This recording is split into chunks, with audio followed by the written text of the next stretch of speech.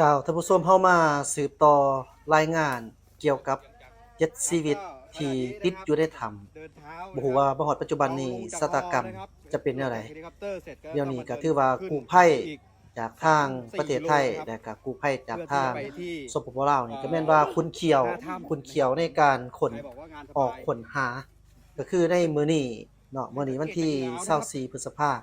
ม2026ในช่วงตอนเช้าก็กู้ภัย จากไทยนี่เพิ่นก็เดินทางเข้ามาผ่านทางขั้วมิตรภาพลาวไทยแห่งที่1เวียงจันทน์หนองคายแล้วก็ขึ้นขึ้นเฮลิคอปเตอร์ของทางกองทัพอากาศเพื่อมุ่งหน้าไปที่ทางแขวงไสสมบูรณ์พร้อมด้วยกับอีก1ทีมก็คือทีมจากนาคน้อยเนาะทีมกู้ภัยนาคน้อยก็ได้เอารถไปอีกคือว่าไปสมทบกันอยู่ที่จุดเกิดเหตุอยู่ที่ แขวงไสสมบูรณ์ก็ถือว่ามันบ่แม่นเรื่องง่ายจ้ะท่านผู้ชมมีหยังก็อย่าเนาะอุปสรรคน่ะมันหลายฉะนั้นอุปสรรคมันก็แล้วแต่ว่ามันจะมีความยุ่งยากแตกต่างกันเพียงใดก็คืออุปสรรคในการที่เพิ่นได้เบิ่งนี่เบิ่งตามสภาพการของถ้ำเนาะหลายคนก็เอิ้นถ้ำแต่ว่าตามที่เป็นตัวจริงแท้ๆนี่ทางเข้าอะมันเป็นหอมปากถ้ำเนาะแต่ว่าการที่จะลงไปได้หันน่ะ มันต้องแม่นผู้คนที่มีความพร้อมทางด้านร่างกายแล้วก็จิตใจเนาะคนตุ้ยคนหยังนี่เข้าบ่ได้เด็ดขาดเนาะเฉพาะปากถ้ำนี่เพราะว่ามันแคบมันแคบแล้วก็เวลาที่ลงไปนี่อ่านอกจากว่ามันแคบแล้วก็มันอับเนาะต้องใส่อากาศหายใจต้องเป็นคนที่สนิทสำนาญเท่านั้นที่ค่อยเฮ็ดได้เนาะก็คือภารกิจที่เพิ่นได้ออกมาค้นช่วยกันในครั้งนี้นี่ก็มีทาง สมาคมอาสาสมัครเพื่อประชาชนนี่เนาะของลาวเฮาแล้วก็2นี่ก็มูลนิธิสายใจจากลาวและนอกจากนั้นก็แม่นมีทางมูลนิธิจากไทยเนาะที่ว่าเพิ่นได้เข้ามาก็คือสมาคมสายทานจากประเทศไทยอันนี้เพิ่นก็เฮ็ดหนังสือเพื่อขอความช่วยเหลือนำจากทางสมาคมสายทานแห่งประเทศไทยเอามาเบิ่งเกี่ยวกับเรื่องภารกิจที่เพิ่นได้ดำเนินไปมื้อนี้เจ้า ท่านผู้ชมคือว่าเป็นไปด้วยการช่วยเหลือซึ่งกันและกันสำหรับผู้ที่อยู่เทิงก็ที่ส่วนอยู่ในถ้ำนี่ก็คือเว้าล่ะหลายคนก็เริ่มเป็นห่วงเพราะว่ามันก็เข้ามาเป็นมื้อที่4มื้ออื่นคันที่25ก็ต่อเป็นมื้อที่5ได้นี่ของการที่ติดอยู่ในถ้ำเนาะเพราะว่าทั้งหมดนี่เข้าไปนี่แม่น8คนตามการรายงานเบื้องต้นเข้าไป8คนออกมา1ยังเหลือ7ฉะนั้นผู้ที่ออกมานี่ก็คือเขาบอกไปเบื้องต้นรายงานเบื้องต้นว่าเพิ่น เห็นน้ำมันทะลักเข้าไปในนะครับนะคิดเรื่องความเป็นห่วงเป็นเกี่ยวกับเรื่องความปลอดภัยตัวเองก็เลยตัดสินใจลอยออกมาก่อนโชคดีที่ว่าออกมาวิทย์ส่วนว่า7คนที่ว่ายังอยู่ในถ้ำก็เลยเพราะว่ามื้อนั้นน่ะมันเป็นมื้อที่แบบว่าค่อนข้างว่าฝนตกแห้งเจ้าท่านผู้ชมฝนตกแห้งแล้วบัดนี้เกี่ยวกับการนั้นรายงานเนาะเจ้าถือว่ามื้อนี้ก็เป็นมื้อวันที่4เป็นที่เรียบร้อยแล้วสำหรับ7คนที่ติดอยู่ในถ้ำออกมาบ่ได้เนื่องจากว่าฝนนั้นตกหนัก แล้วก็น้ำก็ท่วมไหลยืงขึ้นเข้าไปในถ้ำสถานที่แม่จุดเกิดเหตุเป็นบ้านพันไส้เมืองล่องแจ้งเพชรไชยสมบูรณ์ซึ่งในมื้อนี้ก็ทีมผู้เชี่ยวชาญจากทั้งไทยแน่ทั้งอาสาสมัครถือว่าทีมไทยเป็นทีมทำอิฐเนาะที่ว่าได้มีการสำเร็จวางระบบแอร์ไลน์บนพื้นนะเจ้าอยู่ในถ้ำนะแล้วก็ระบบลูกปี้เพื่อทำการค้นคว้าถือว่าได้หลายกว่า50%ภารกิจที่เพิ่นเฮ็ดมื้อนี้เนาะเจ้า แต่อีกตามรายงานของทางคณะรับผิดชอบของขันแขวงต่อกับสถานการณ์ดังกล่าวเพิ่นให้รู้ว่าในตอนสวยของวันที่20พฤษภาคม2026มีประชาชนได้เข้าไปทำมาหากินอยู่ในถ้ำนั่นเนาะ8คนได้เดินทางออกไปเพื่อจุดประสงค์ก็ไปฮ้อนค่ำแล้วก็ไปหาสัตว์ป่าเพื่อมาเลี้ยงชีพตามปกติจนว่าได้เกิดเหตุแล้วก็จุดเกิดเหตุห่างไกลจากบ้านประมาณ1กิโลเมตรต่อกับเหตุการณ์ดังกล่าวแม่นว่า เกิดขึ้นภายหลังที่8คนได้ลงไปในถ้ำซึ่งมีความลึกประมาณ100กว่าเมตรถ้ำมีความลึก100กว่าเมตรแต่ว่าปากถ้ำมันแคบจากลักษณะถ้ำมันเป็นหู้ลงลึกเข้าไปคือว่าได้ยากเป็นไปที่จะเข้าไปลงไปได้ยากและกระทั่งในนี่ผัดว่าน้อยแต่ละสั่นเป็นถ้ำมีห้องโถงซึ่งห่างกันสั่นละประมาณ10-20เมตรเป็นหินน้ำนอพร้อมเนาะผู้ที่8นี่ที่ว่าเฮาก็เว้าอีกพัน แต่อีกเทื่อหนึ่งผ่านมาว่าเพิ่นออกมาก่อนหน้านี้ที่ว่าปลอดภัยเกี่ยวกับการรายงานเฮาก็ ต้องให้เครดิตเนาะอันเจ้าของคลิปเพิ่นนี่แหละก็คือผู้ที่เพิ่นโด่งดังเรื่องสาย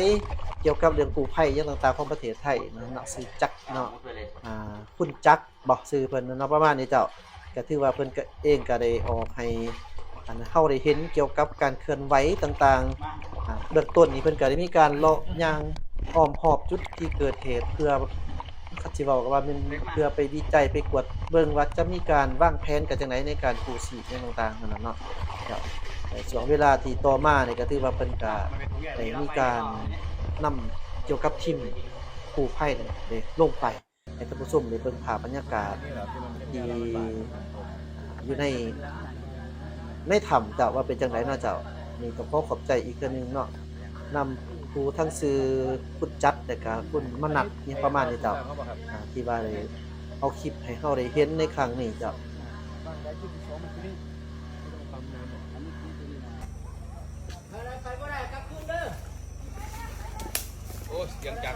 ครับก็ขณะนี้นะครับ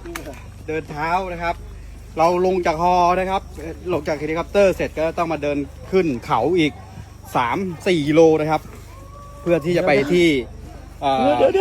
หน้าถ้ำนะครับผมใครบอกว่างานสบาย ให้สังเกตจากเหงื่อเอานะครับอีก3-4 กิโลนะครับถึงหน้างาน ก็เดี๋ยวจะคอยอัปเดตให้ทราบครับเดี๋ยวให้ดูช่างภาพลงมูฟไปดูข้างหลังโอ้โหความลึกนะครับความยากของงานนี้ความโหดนะครับทรหินทรหดที่สุดนะครับขอบคุณมากครับ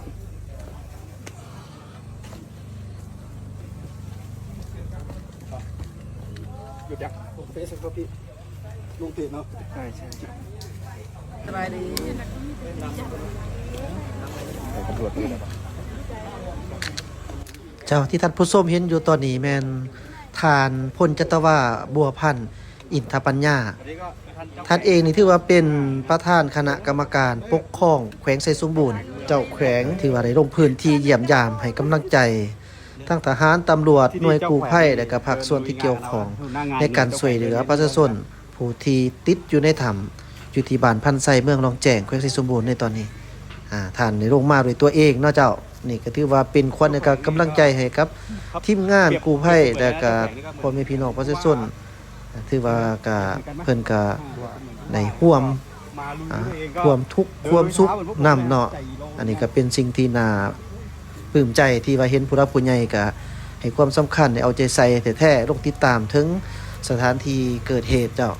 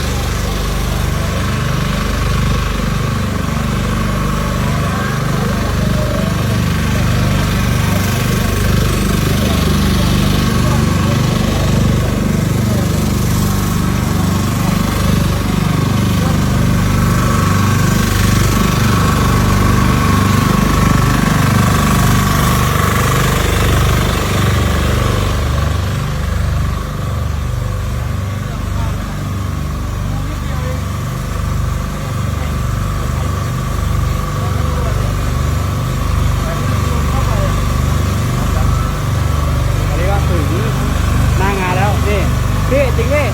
เป็นไงพี่รู้เป็นไงเย็นหินได้ไงนี่หินนะอันนี้ยากนะยากที่มันเป็นหินไม่มีดินนี่โยโอกาสรอดสูงมากขึ้นไปไหน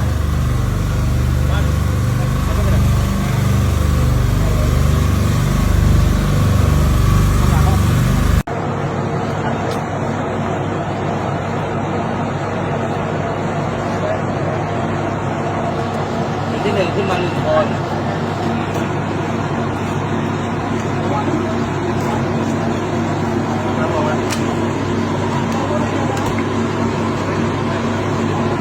น้ำ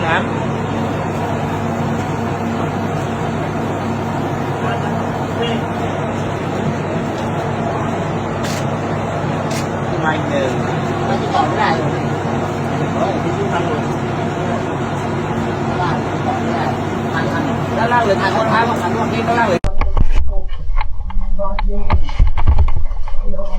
ไปก่อนเลยผงใหญ่เลย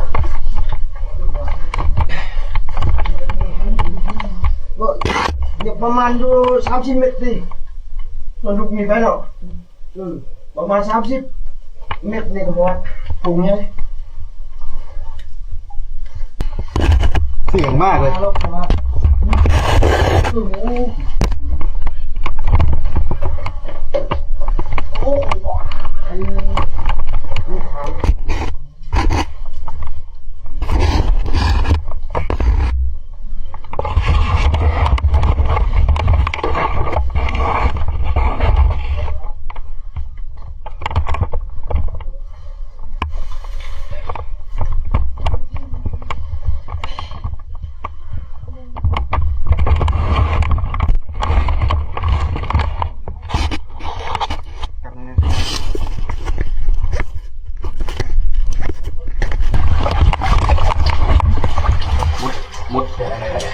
มุดไปเลย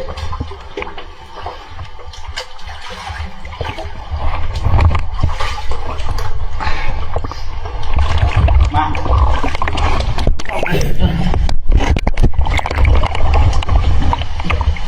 เล็กมา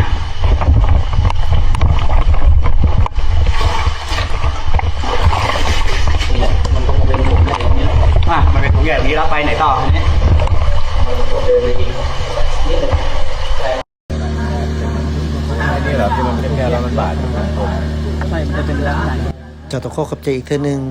แฟนเพจ Facebook ปอนจักริดที่ว่าเป็นอาสากู้ภัยได้เขามาช่วยแล้วก็ได้เฮ็ดวิดีโอให้เฮาได้เห็นในครั้งนี้ด้วย วันวางในจุดที่2วางในจุดที่2มันคือนี่ไม่ต้องปั๊มน้ำอันนี้คือตัวนี้นะเอาใส่ไฟดูดหรือว่าไฟสายไฟหรอสายไฟลายสุดสายขาวสายไฟเป็นพวกเป็นห่วงเราเป็นเหยียบสายไฟถึงอย่างนี้นะเป็นห่วงเลยครับเวลาเหยียบ